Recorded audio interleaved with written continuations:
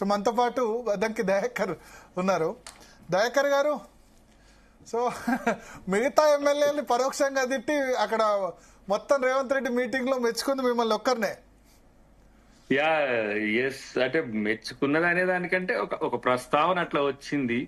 నేను ఎదురుగా ఉన్నా కాబట్టి, కనపడ్డా కాబట్టి నా ప్రస్తావన తీసుకొచ్చింది. అంటే after long time 1 year 3 months తర్వాత నేను సిఎల్పిలో ఉండడం చూసి ఒక ఇంత ఆలోచనలు వచ్చి చెప్పినట్టుగా నేను అనుకుంటున్నాను. ఎందుకంటే ఎప్పుడో మొదటి నుంచి సిఎల్పిలో ఉండాల్సిన ఇప్పుడు వచ్చిన కొత్తగా నేను, విజయశాంతి గారు, మన శంకర్ నాయక్ గారు ఈ రోజు కనబడడం వల్ల వాస్తవం కూడా అప్పుడు తెలుసు కదా మీకు, కదా అంతా కూడా మొదట ఎమ్మెల్యే టికెట్ లాస్ట్ మనకు 119 సీట్ నాది. సో ఫైనల్ లిస్ట్ లో మీ సీటు మీకు కాకుండా నాకు కూడా పోయింది. తర్వాత ఎమ్మెల్సీకి సీరియస్ గా వారు ప్రపోజ్ చేసి వెళ్ళిపోయిన తర్వాత పరిస్థితులు కలిసి రాని టైంలో నాకు దీపదాస్ మున్షి గారు చేసి చెప్పింది. నేను అప్పుడు కూల్ గానే సరే అమ్మా మీరు ఎప్పుడు అకామిడేట్ చేస్తే అప్పుడు ఉంటా అని చెప్పిన. సో అవి ఒకంత దయాకర్ లో ఉండే ఫైర్ పార్టీ గారికి వచ్చేవారికి ఇంత కూల్గా ఉంటాడేందని రేవంత్ రెడ్డి గారు కూడా, మా సీఎం గారు కూడా ఒకంత ఆశ్చర్యానికి లోనేది.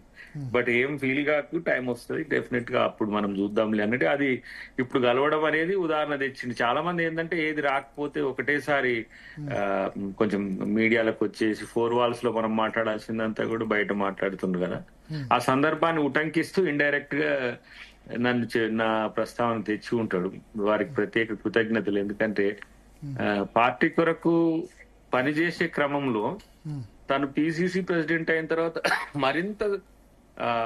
మరింత సీరియస్ గా పనిచేసే ఒక అవకాశం వచ్చింది నాకు వారి పిసిసి అయిన తర్వాత. సో ఆ క్రమంలోనే కొన్ని సంఘటనలు జరగడం, పార్టీ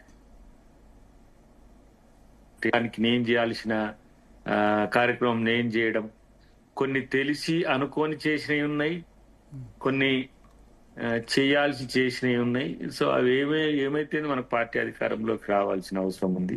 భవిష్యత్తులో చెప్తానేమో కొన్ని అంశాలు, ఇప్పుడు నేను కూడా చెప్పలేదు. మంత్రివర్గ విస్తరణ గురించి అందరూ మాట్లాడుతున్నారు, మాకు అవకాశం ఇవ్వకపోతే బాగుండదు అని.